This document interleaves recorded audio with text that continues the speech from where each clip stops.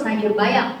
Pohon pelindung namanya mahoni. Kami haturkan segenap salam. Izinkan kami memperkenalkan diri. Assalamualaikum warahmatullahi wabarakatuh. Salam sejahtera untuk kita semua. Shalom, Om Swastiastu, Kita Cina Budaya, dan salam kebajikan. Dewan Juri yang terhormat, perkenalkan kami dari tim IAIN Parepare A yang menduduki standing position pro terhadap mosi perdebatan kita kali ini. Saya Jumriana selaku pembicara pertama yang akan menyampaikan opening statement bersama kedua rekan saya, Andi Arita Alimuddin yang bertindak selaku pembicara kedua dan Karmila Jamal yang bertindak selaku pembicara ketiga. Dewan Juri yang terhormat, status promosi perdebatan kita kali ini yaitu analisis terkait perkembangan ekonomi digital yang dapat meningkatkan pembangunan ekonomi bangsa. Namun sebelum masuk kita ke ranah argumentasi, perkenankanlah kami terlebih dahulu untuk menguraikan beberapa diksi penting dalam mosi perdebatan kita kali ini. Untuk mengawali perdebatan pada ranah akademik konseptual, penyusun terciptanya perdebatan yang akademis, komprehensif, dan dapat dipertanggungjawabkan.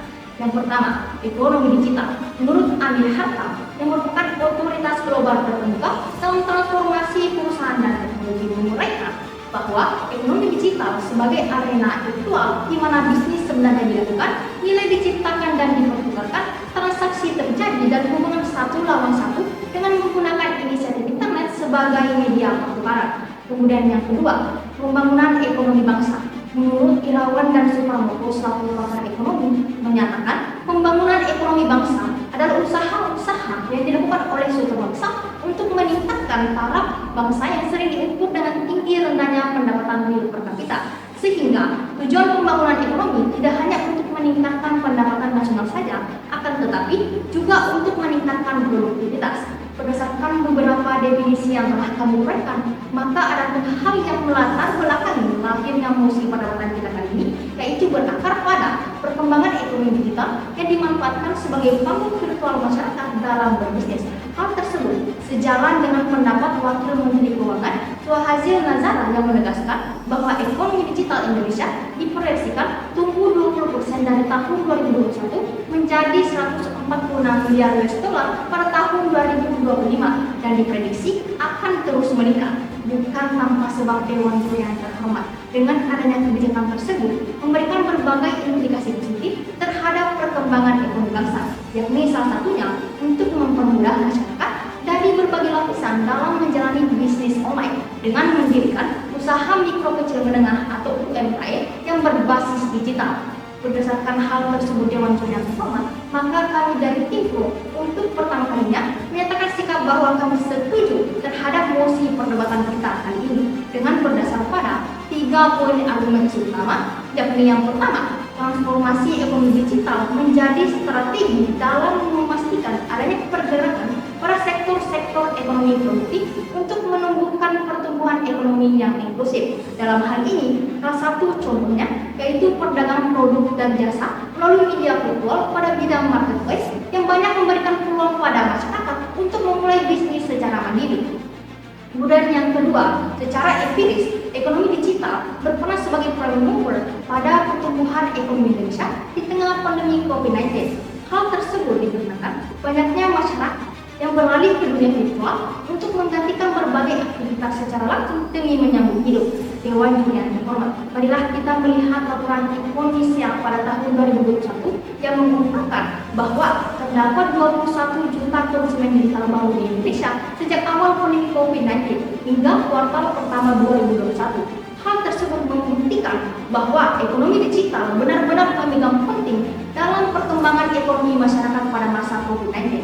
Kemudian yang ketiga, Dewan Juri yang terhormat, dari segi produktivitas, akselerasi ekonomi digital pada e-commerce dan transaksi online travel menjadi strategi efektif dalam mendorong kinerja perekonomian nasional yang nantinya akan berimplikasi positif terhadap perkembangan ekonomi bangsa.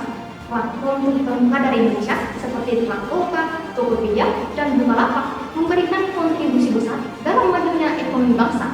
Hasil dari Kementerian Keuangan, ekonomi digital Indonesia dipandang akan terus tumbuh hingga mencapai 8 kali lipat pada tahun 2030 mendatang. Dari banyak sektor yang akan membangun ekonomi digital Indonesia, di mana sektor e-commerce dan online travel adalah yang paling berperan penting. Di mana ketiga argumen tersebut akan dielaborasi lebih lanjut oleh pembicara kedua dan pembicara ketiga secara komprehensif. Sekian dan terima kasih.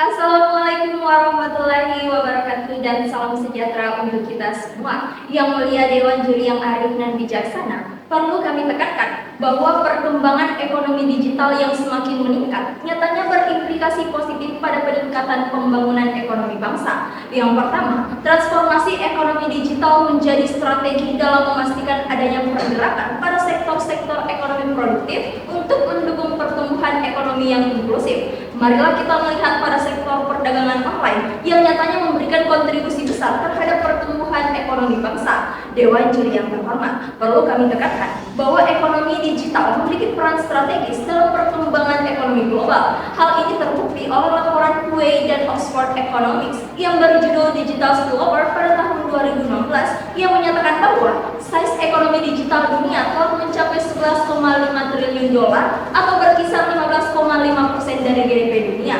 Besarnya kontribusi ekonomi digital terhadap size ekonomi digital nyatanya dapat ditemukan dalam perdagangan online yang telah membawa landscape ekonomi dunia sebagai wajah baru ekonomi global yang mengacu pada laporan McKinsey pada tahun 2018.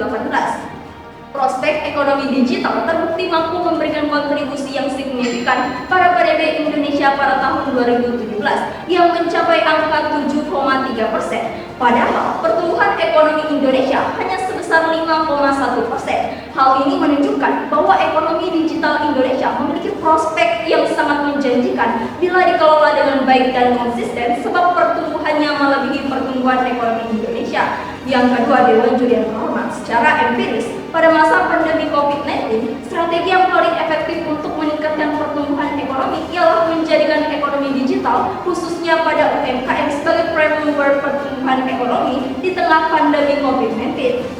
Pada kondisi ini, potensi ekonomi digital sangatlah besar, di mana McKinsey menyebutkan bahwa ekonomi digital Indonesia saat ini hampir sama dengan Cina pada tahun 2010. Pada tahun 2017 menunjukkan bahwa nilai perdagangan online Indonesia mencapai 8 miliar dolar yang diperoleh dari indikator-indikator seperti penetrasi retail, GDP per kapita, penetrasi internet, dan pengeluaran retail. Hal ini sejalan dengan hasil riset Indonesia E-commerce Association yang menunjukkan bahwa pelaku UMKM yang tergabung ke dalam ekosistem digital mencapai 13,7 juta pelaku atau setara dengan 21% dari total pelaku pada bulan Mei tahun 2021. Dewan Juri yang terhormat, perlu kami tekankan bahwa akselerasi ekonomi digital menjadi media dalam pengembangan ekonomi bangsa yang ditargetkan pada tahun 2024 mengalami peningkatan pertumbuhan PDB sebesar 1% per tahunnya dan akan membuka peluang sebesar 2,5 juta lapangan pekerjaan. Oleh karena itu, Dewan Juri yang terhormat, hadirnya ekonomi digital akan semakin meningkatkan produktivitas dan peningkatan pada PDB Indonesia di setiap tahunnya, sehingga transformasi digital ekonomi sudah selayaknya dijadikan sebagai alternatif solusi sebagai mesin pertumbuhan ekonomi baru. Yang ketiga, Dewan Juri yang terhormat, dari segi produktivitas, akselerasi ekonomi digital pada e-commerce dan transaksi online travel menjadi strategi efektif dalam mendorong kinerja perekonomian nasional yang nantinya akan berimplikasi baik pada pengembangan ekonomi bangsa. Marilah kita melihat data dari Kementerian Koordinator Bidang Perekonomian Republik Indonesia pada tahun 2021 yang menunjukkan bahwa nilai ekonomi digital Indonesia tercatat sebesar 70 miliar US dollar dan angka ini menjadi angka tertinggi di ASEAN sehingga menempati posisi peringkat pertama dengan sumbangsi ekonomi digital yang sangat besar. Bukan tanpa sebab, Dewan Juri yang terhormat, dengan melakukan metode forecasting, maka jumlah tersebut diperkirakan akan mampu tumbuh sekitar 5 kali lipat pada tahun 2023 dengan mencapai nilai 330 miliar US dollar. Hal ini sejalan dengan pernyataan Airlangga selaku Menteri Koordinator Bidang Perekonomian Republik Indonesia yang menyatakan bahwa transaksi e-commerce memberi kontribusi terbesar bagi ekonomi digital Indonesia, yakni pada tahun 2021 yang mencapai 53 miliar US dollar, di mana hal ini diprediksikan akan mengalami peningkatan hingga 104 miliar US dollar pada tahun 2025 dengan level pertumbuhan sebesar 18%. Oleh karena itu, Dewan Juri yang terhormat, besaran angka kontribusi pertumbuhan oleh transaksi jual beli e-commerce nyatanya meningkatkan perkembangan ekonomi bangsa. Sekian dan terima kasih. Assalamualaikum warahmatullahi wabarakatuh. Shalom, Om Swastiastu, Namo Buddhaya, dan salam kebajikan. Yang mulia Dewan Juri yang arif dan bijaksana, ekonomi digital sejatinya merupakan seluruh kegiatan ekonomi yang berorientasi pada penggunaan bantuan internet dan kecerdasan buatan atau artificial intelligence yang saat ini telah menciptakan transformasi pada pola kegiatan ekonomi masyarakat dari yang sebelumnya manual menjadi serba otomatis. Berdasar pada argumentasi yang telah disampaikan oleh pembicara sebelumnya, berkembangnya ekonomi digital sejatinya telah membawa pengaruh yang signifikan terhadap pembangunan ekonomi bangsa, khususnya pada masa pandemi COVID-19. Maraknya penutupan toko serta pemutusan hubungan kerja tentunya akan meningkatkan angka pengangguran serta penurunan produktivitas bangsa. Namun pertanyaannya Dewan Juri yang terhormat, apakah pada masa pandemi COVID-19 terjadi penurunan yang signifikan terhadap ekonomi bangsa? Jawabannya tidak, Dewan Juri yang terhormat. Justru kehadiran ekonomi digital membuka diversifikasi mata pencaharian di mana individu yang kehilangan lapangan pekerjaan mencari kesempatan dalam sektor digital. Hal ini sejatinya telah dilegitimasi oleh Indonesia E-commerce Association yang mengungkapkan bahwa pelaku UMKM yang tergabung ke dalam ekosistem digital mencapai 13,7 juta pelaku. Kemudian Dewan Juri yang terhormat, eksistensi ekonomi digital pada masa pandemi pun meningkatkan awareness pelaku usaha terhadap digitalisasi dengan memperkenalkan model bisnis berbasis digital, di mana transformasi tersebut kemudian dapat mengakomodasi para pelaku usaha agar dapat tetap mempertahankan eksistensinya di tengah pandemi COVID-19 serta dapat tetap berkontribusi pada pembangunan ekonomi bangsa, sehingga dapat disimpulkan bahwa eksistensi ekonomi digital meningkatkan pembangunan ekonomi bangsa. Kemudian Dewan Juri yang terhormat, berdasarkan argumentasi yang telah disampaikan oleh pembicara pertama serta pembicara kedua kami, maka terdapat dua alasan mengapa eksistensi ekonomi digital dapat meningkatkan pembangunan ekonomi bangsa. Yang pertama, melalui pemanfaatan ekonomi digital, sektor-sektor terkait dapat memperluas jangkauan pasar secara global, mencapai konsumen seluruh dunia, serta dapat meningkatkan volume perdagangan internasional, sehingga hal ini dapat meningkatkan pendapatan nasional dan tentunya mendorong pertumbuhan ekonomi yang berkelanjutan.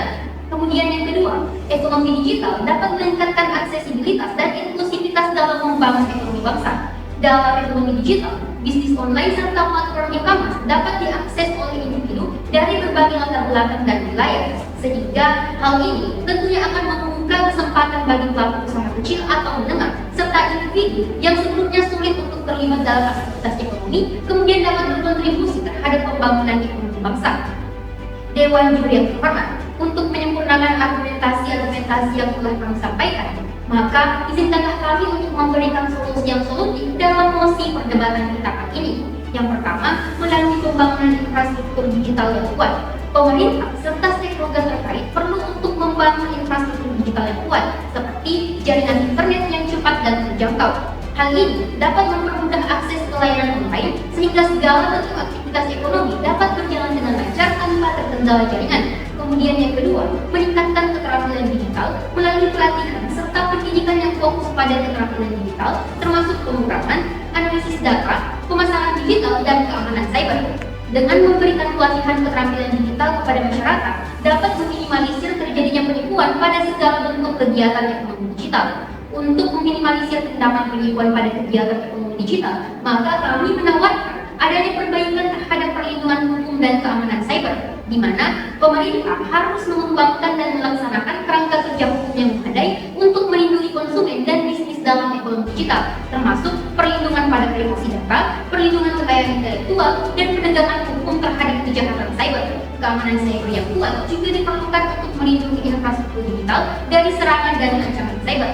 Kemudian yang ketiga, kolaborasi antara pemerintah dan sektor swasta. Pemerintah perlu bekerja sama dengan sektor swasta, termasuk perusahaan teknologi dan lembaga keuangan untuk menciptakan ekosistem ekonomi digital yang sehat. Hal ini dapat mencakup kemitraan dalam pengembangan produk dan layanan digital, investasi dalam startup dan inovasi, serta kolaborasi dalam pengembangan kebijakan yang mendukung ekonomi digital. Sekian dan terima kasih.